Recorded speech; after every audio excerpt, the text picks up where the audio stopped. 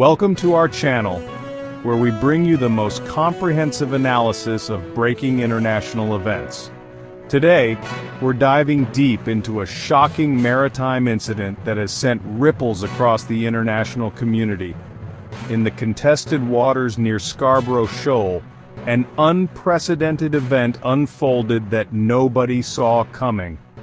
What started as another aggressive pursuit by Chinese vessels against a Philippine patrol boat ended with two Chinese ships crashing into each other in a spectacular display of operational failure. The aftermath? The Philippine government summoning China's ambassador in a rare diplomatic escalation. The incident occurred this past Monday near the strategically important Scarborough Shoal, a ring-shaped coral reef that has become the epicenter of South China Sea tensions. A Philippine patrol boat was conducting a routine resupply mission to support over 30 Filipino fishing boats in the area.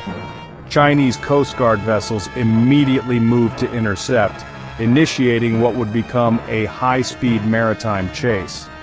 Video footage captures the tense moments as Chinese vessels aggressively pursued the Philippine boat at dangerous speeds. Then, in an unexpected escalation, a People's Liberation Army Navy destroyer attempted to cut off the Coast Guard vessel. The result was catastrophic. The Coast Guard ship slammed into its own Navy vessel, causing substantial damage to the forecastle and rendering the Coast Guard vessel unseaworthy. To understand this incident, we must first examine why the Philippine vessel was there. This was not a military provocation, but a humanitarian mission. The patrol boat was delivering essential supplies, fuel, food, and equipment to more than 30 Filipino fishing boats operating in their traditional fishing grounds. Scarborough Shoal lies well within the Philippines' 200 nautical mile exclusive economic zone, as defined by international maritime law. Under the UN Convention on the Law of the Sea, the Philippines has sovereign rights to these waters and the obligation to support its citizens' livelihoods. The Philippine government's response was swift and uncompromising. Officials in Manila condemned what they termed China's reckless behavior in the strongest possible terms. Philippine officials emphasized that such dangerous maneuvers at sea could have easily led to a much more tragic accident, potentially involving loss of life. Taking diplomatic action to the next level, the Philippine Department of Foreign Affairs summoned Chinese Ambassador Huang Shilian, a significant step reserved for serious disputes. The purpose was to formally protest China's actions and its recent unilateral release of new baselines around Scarborough Shoal, which the DFA stated infringe upon Philippine sovereignty and contravene international law. Beijing's official response was characteristically subdued and deflective, a common strategy when its South China Sea actions face international scrutiny. Chinese officials largely avoided direct commentary on the collision between their own vessels, instead redirecting statements to claim indisputable sovereignty over what they call Huangyan Dao. Their narrative framed the Philippine vessel's presence as an illegal intrusion, completely sidestepping the 2016 arbitral tribunal ruling that found China's claims had no legal basis. The official Chinese narrative made no mention of the operational failure or the damage sustained by their own Coast Guard vessel, an admission that would undermine their image of overwhelming competence. The United States, as a treaty ally of the Philippines, responded with both strong diplomatic statements and concrete military action.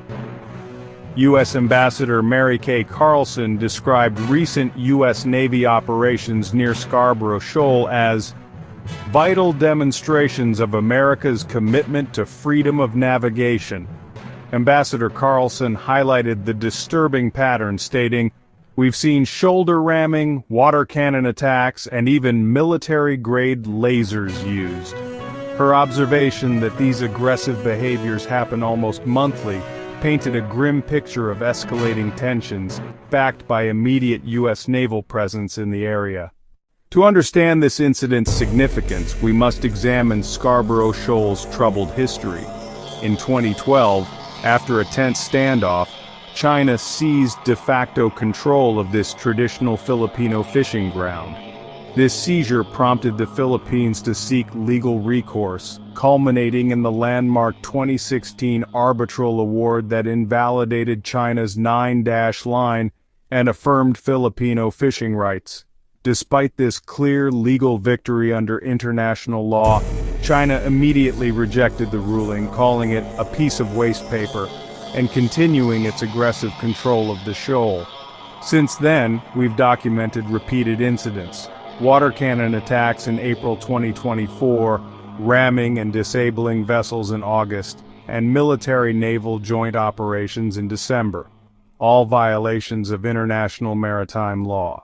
This collision serves as a powerful symbol of the instability in the South China Sea, where trillions of dollars in global trade pass through annually. Any disruption here affects worldwide supply chains and prices. For the international community, this is a critical test of commitment to a rules-based order. Will nations allow one powerful country to rewrite maritime law through force, or stand together for peaceful dispute resolution? If you found this detailed analysis enlightening, help us cast a wider net of awareness.